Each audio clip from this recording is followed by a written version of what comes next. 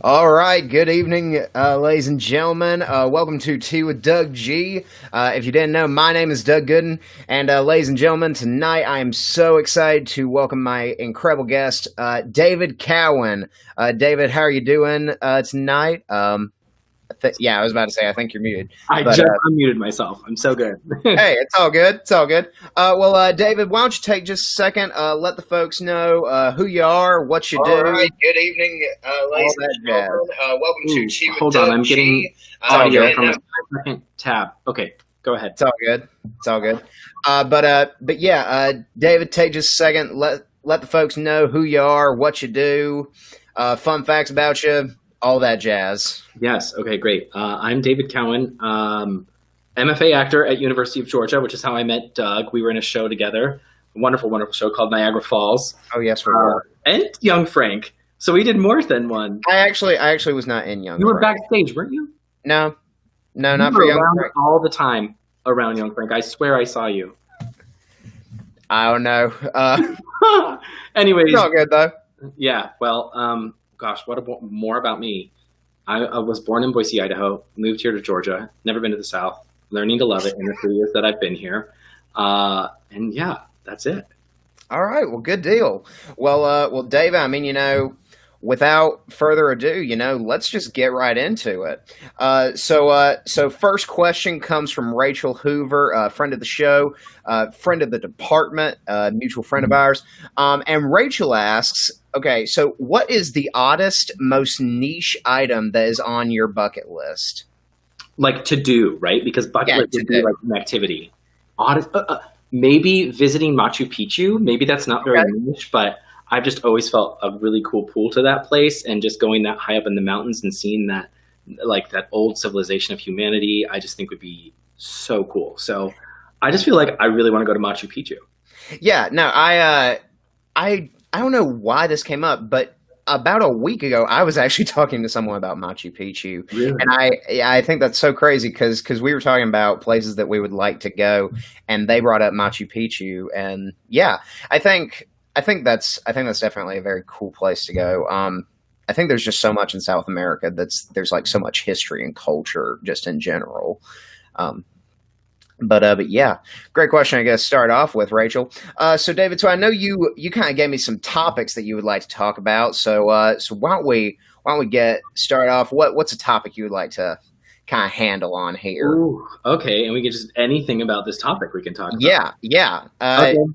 We're kind of co-steering the ship here. But of course, I'm going to help you steer this ship, Doug. Yeah.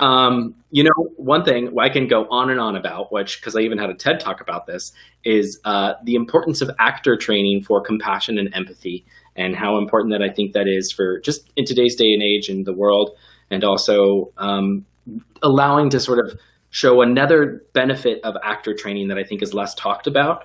That doesn't necessarily have to do with becoming a better actor, but just being a better human. So I can ramble about that for a bit.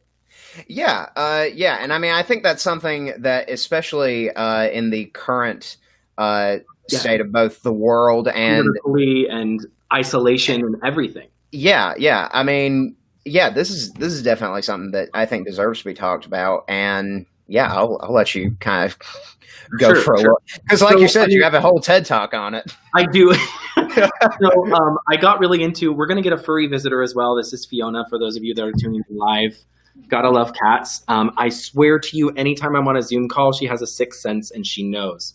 If you have a furry friend, you probably understand. We love to have a good surprise guest every now and then. Well, here she is. Fiona's going to be with us for a bit.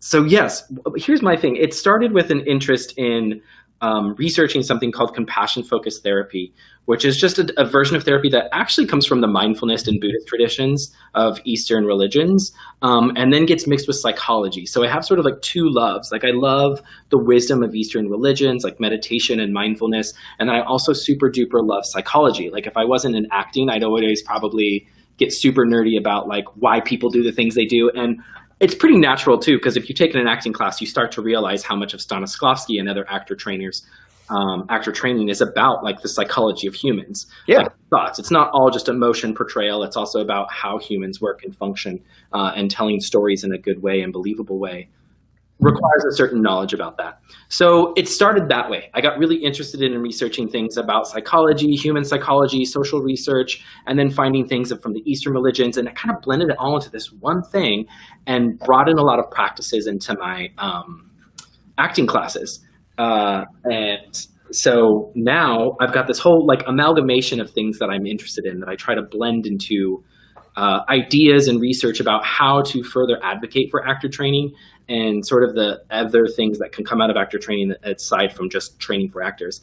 And I think like it just goes without saying that theater kids are some of the best people I know.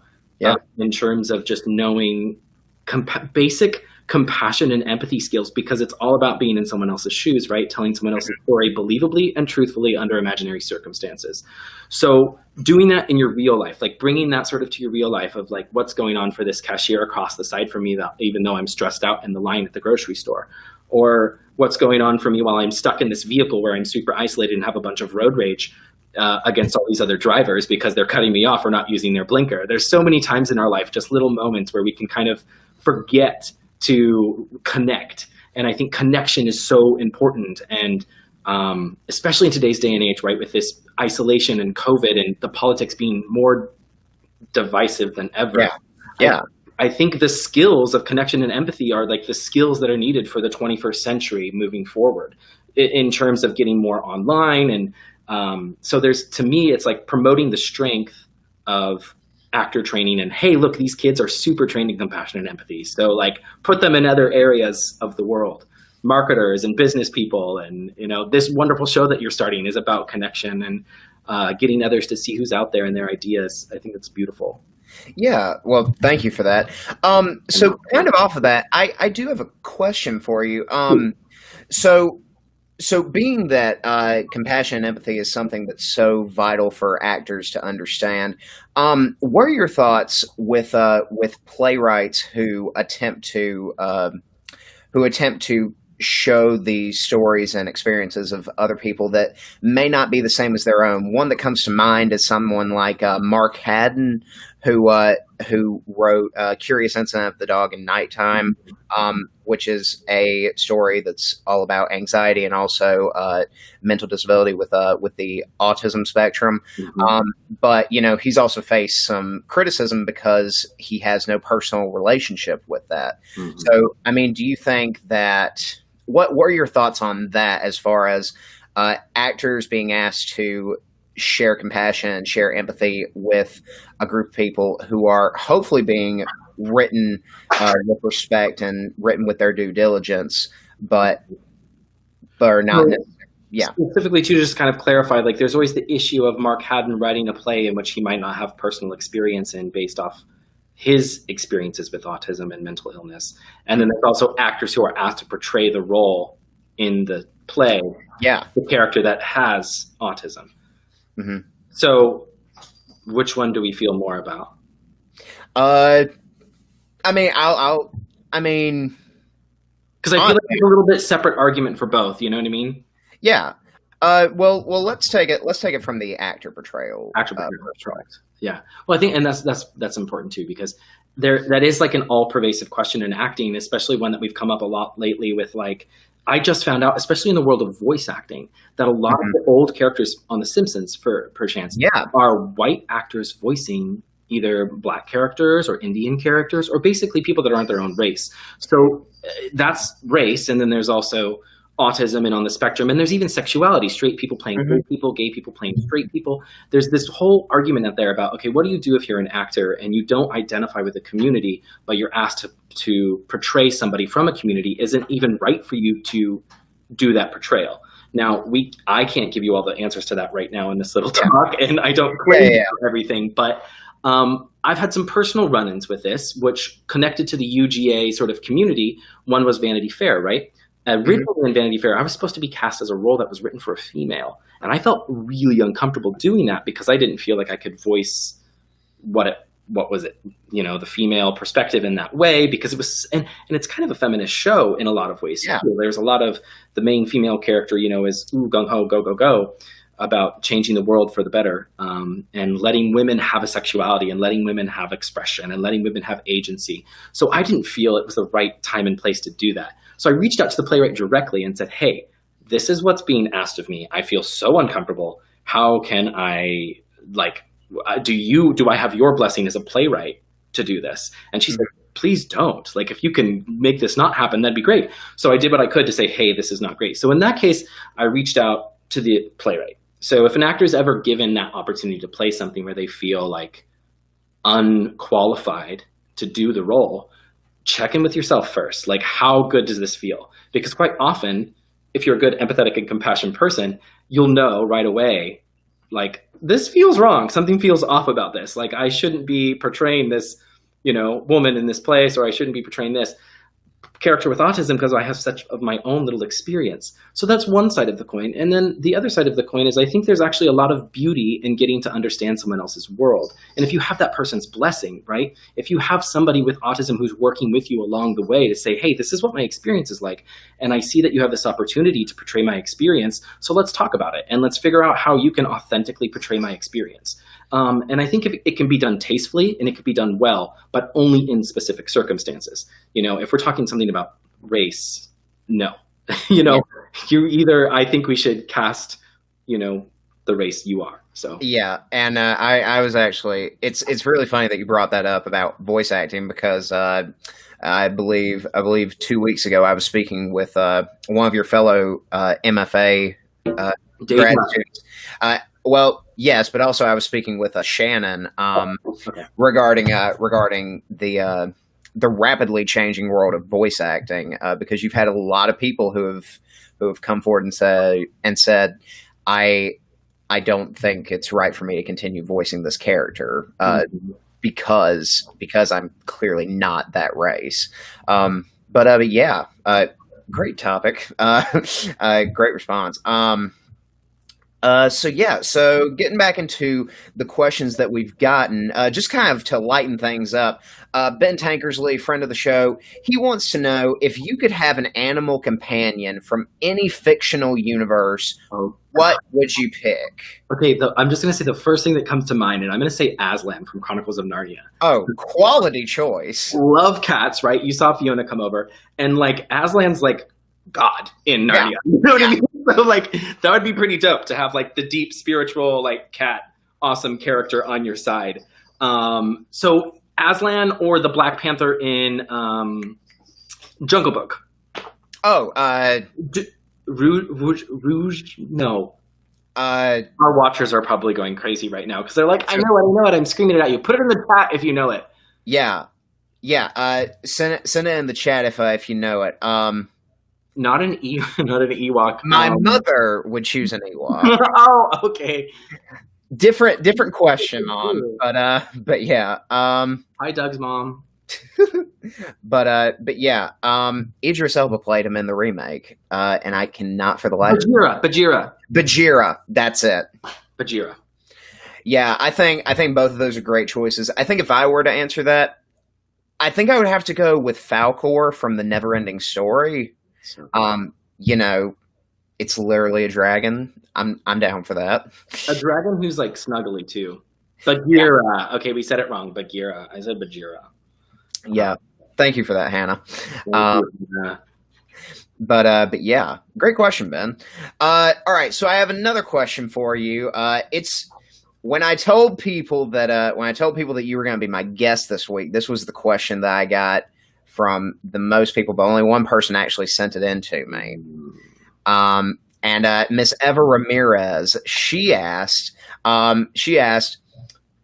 just said, ask him about the tattoo.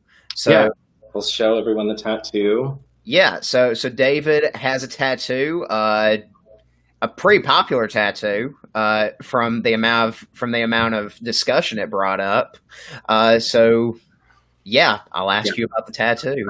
Sure. I mean, I think what's really crazy about it too is it's like really weird for actors to get tattoos, or especially I remember growing in undergrad and being younger. I'm turning 31 this month, And this is my first tattoo ever. And people were like, wow, you went really hard for your first tattoo because it's like big and it's like really right there. And for the longest time, I was like, I can't get a tattoo. I have to leave my body like a blank slate because I want to be an actor and I want to be cast in certain roles. And I don't want to be boxed into other roles because I have this clearly visible tattoo, right? That's what we normally hear. So yeah. I imagine there's like a ton of questions from all these other actors who are like, there's an MFA actor who just got a massive tattoo. Like, what is going on? And I'll tell you, for me, the deeper question you have to ask yourself about being an actor or becoming an actor is like, are you happy? Are you happy and healthy? Are you still enjoying what you're doing? And it wasn't like the tattoo was like, I'm no longer going to be an actor and I'm just going to be breaking out and getting a really crazy tattoo and just like, my midlife crisis. No. Being a rebel without a cause. Being a rebel without a cause. That's not what I was doing at all. It actually really symbolized me coming into a deeper love of myself, like a deeper, like realizing that acting is not my whole identity. It's just a part of my identity. And when we get to the other questions that we have, I can talk about other things that I'm interested in and realizing that tattoo represented a huge other part of me that I wanted to represent, that I wanted to express. And like boxing yourself in from expression for some tiny thing and defining I'm just an actor just wasn't okay. So for me, the trade-off was like, you know what? The casting directors don't own my body. Like I own my body. Exactly. And I feel like confident in the roles that I'm going to be able to get in the future. And I know the kind of career path I'm trying to carve out because I know it takes a long freaking time to figure that stuff out undergrad. Yeah. And I'm still figuring out today. I'll let you know. But yeah, where I'm leading now, like life happens in stages and journeys. And like where I'm at now on my little life journey was like, you know what? I'm going to get this tattoo because it represents a huge part of myself. And I want to express myself in this way. And I'm still going to be an actor and I can still cover it up when I need to for certain auditions. I already had a self-tape for NCIS in LA, actually, and wore a long sleeve shirt to cover the tattoo. Yeah. And then if they cast me, I'll be like, hey, I have a tattoo. Can we cover it up? And, you know, it's not going to be the big deal. And if I lose it, I lose it. I believe everything happens for a reason. So I let go of that whole narrative of I can't change something I want to change because of somebody else. And decided I'm getting this tattoo. This is what it's going to be. I'm still going to be an actor and I'm still going to do all these other things. And I'm even happier. Exactly. So if you want to get a tattoo. You know what I mean? Yeah. Like, but really check yourself. Like if it's more important to you to have that blank slate of a body to be cast in any role possible, then do that, you know, like, yeah, leave it there. I think that's a great response, and I think it leads us excellently into you asking a question or bringing up a topic that you would like to discuss. So I'll throw it back to you. All right. Well, I guess the most natural flow there is that I recently got very interested in sound healing and alternative healing modalities, is what I'll call it.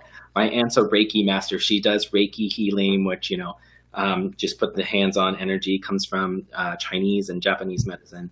But I always feel weird bringing up these topics because I don't want to be disrespectful to someone's beliefs or like whatever, if they have the belief of that or not. So I say alternative healing modalities. Yeah. But the short and skinny of it is if you go to yoga studios, they have those giant sound bowls, the crystal singing bowls, and they bang them and they make the little tone. And this here in the middle of the tattoo is the Om. It's Sanskrit for Om, which is Om when people are meditating, you know?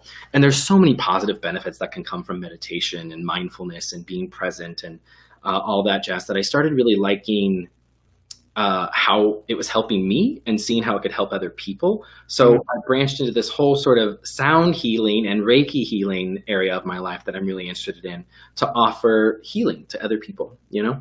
So there's that whole shift of like trying to build a business now where I can book clients and they can come in for, you know, Reiki healing, sound healing, and have that as a huge part of identity of my life. So that's kind of what started the tattoo and that whole thing full circle. But yeah. Well, good deal. Good deal. That was actually, I think, the first interaction I ever had with you was, I think you were teaching I believe a meditation exercise or just an extra class one Friday, and Amberly Harris and I came and took your class.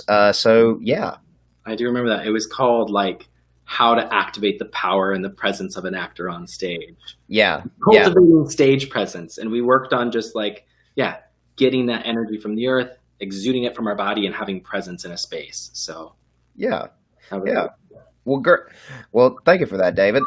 So just kind of bring it to another question. Jessica Stromberg, fellow undergrad and friend of the show, she wants to know, what is your favorite project that you've worked on? She said that you've ever worked on. If you need, we can narrow that down to the last few years while you've been at UGA. You can add whatever filter on that you would like. I mean, is it bad if I say one that's not at UGA? Absolutely Not that I haven't had fun at UGA. Absolutely not. The most fun one at UGA was Young Frankenstein. The second most fun one, or I should say the one that came to mind first was Bloody Bloody Andrew Jackson. I don't know if you know that musical.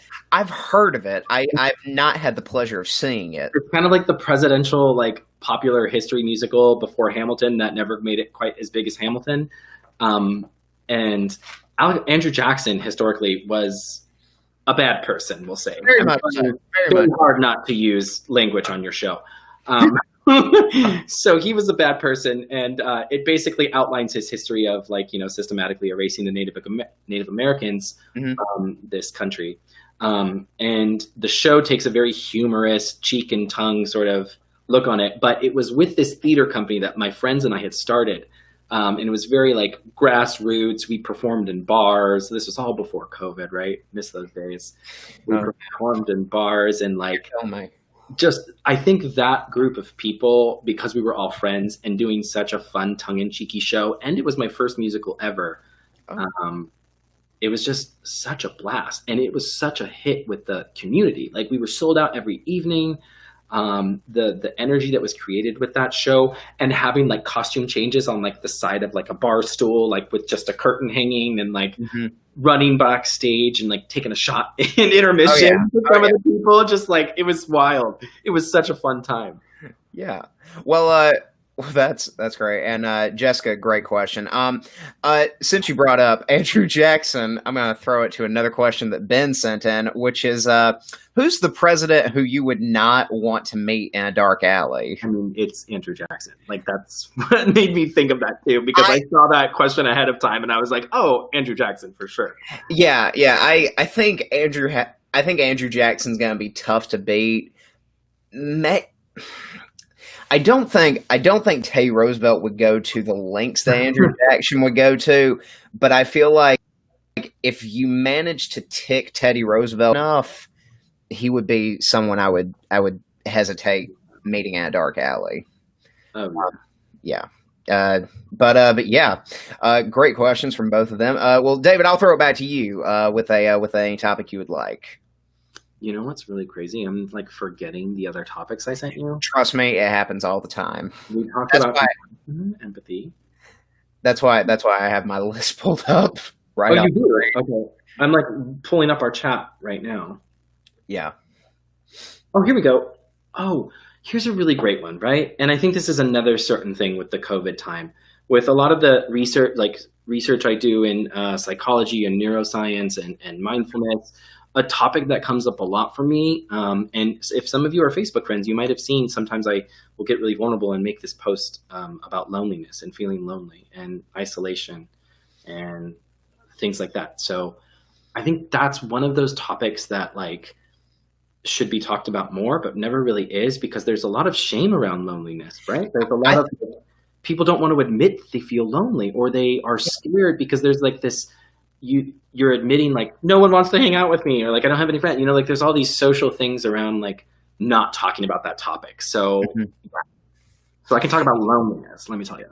Yeah, I mean, I think that you hit it dead on. I think you hit it right on the head, because I think loneliness is a topic that we should talk about, because so many people, it's funny, we're in a world that is supposedly the most connected that it's ever been, and there are so many people who feel loneliness, and they are afraid to discuss it. So by all means, let's talk about loneliness, man. Yeah.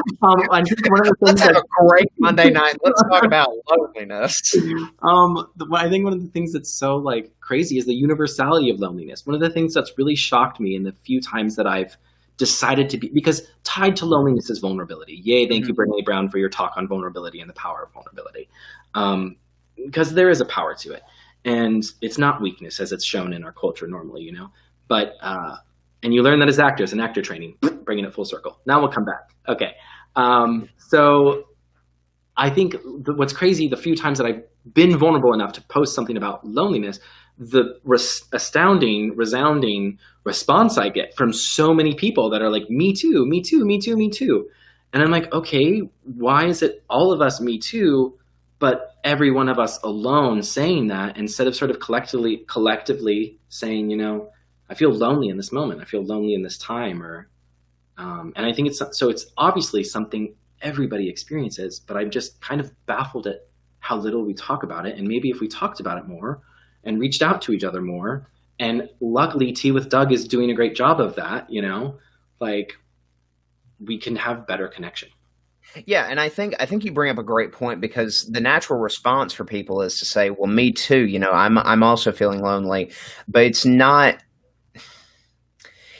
it sometimes feels like that response is just to give a validation of like, well, I'm here for you, as opposed to I'm sharing in that feeling with you. Or really, sorry, I'm like getting so excited and like, no, trust me, you're good. Okay, we're flowing. Yeah, I ran out of what I was gonna say, so go ahead. Okay, I'm so sorry. Now I'm like, we messed up. We lost our flow, Doug. Let's get that bit back on track. Okay. It's loneliness, compassion, empathy. It's all tied to the same thing, right? Because you're talking about the difference between somebody going, yeah, I'm there, like, you feel lonely, don't worry, me too, versus like actually sitting with that person's loneliness and being like, wow, like you're lonely, like let's get curious about that. Like, why are you feeling lonely today? And do you want to talk about it a little bit? Do you not want to talk about it a little bit? Like, where are you at with it? And I think that's the sort of difference between like, yeah, me too, buddy, instead of like compassionately and empathically. I don't know how to. It's okay. Empathetically. Words are hard when you're on Facebook Live. Yeah. Okay. Yeah. Empathetically sitting with someone and really being part of that experience. And that's kind of the practice I wanted to sort of give to our viewers as like something you can take away if you're ever feeling loneliness, is really to actually sit with it. Because my hope one day, believe it or not, is actually to write a book on the subject. Mm-hmm. And I went through in my head, like, what are all the chapters going to be named, right? And I went through and named them as different things, like loneliness is pride, or loneliness is false image, or loneliness is secrets. And, you know, loneliness can come from different things. And when you sit there and sort of just meditate a little bit on, well, why am I feeling lonely? What is this loneliness about? Sometimes, you know, it's because you're having a need that's not being met, and you need that need met, and you need to honor that need needs to be met, and you need to ask for your needs to be met. It's okay to request for your needs to be met. And so there's so many different ways loneliness can manifest. And I've found that even in my own life, like the deeper question is, okay, I'm feeling lonely. Why am I feeling lonely? Right? Like, yeah. What's that about? What's missing right now? Because I think loneliness is sort of like a indicator of like, hey, something's a little off. We need a little care here. We need a little love here. We need a little that here. And for me, sometimes it was vulnerability. So making the Facebook post and being vulnerable to say, hey, I feel lonely and this is why, or this is what's kind of going on, and doing it through a crazy medium like social media on a thing. And it's not to say, oh, woe is me, I'm trying to complain, let's put all attention on me. It was a genuine, vulnerable ask, right?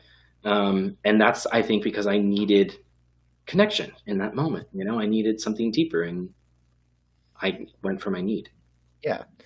You bring up a really interesting point about how social media has kind of given everyone sort of like a set perspective on if someone speaks about how they're feeling lonely or how they're feeling depressed or anxious about something, you know, you'll get a percentage of the people who see it on social media and they'll say, well, that's a genuine thought. And then you'll always get the percentage of people who say, you know, this is a cry for attention. So this is my question to you. I mean, do you think that social media has by and large, do you think it's proven an advantage or a detriment to how we perceive mental health and how people express their own perceptions of their mental health? So I have a very interesting answer to that question. I think your question poses either this or that.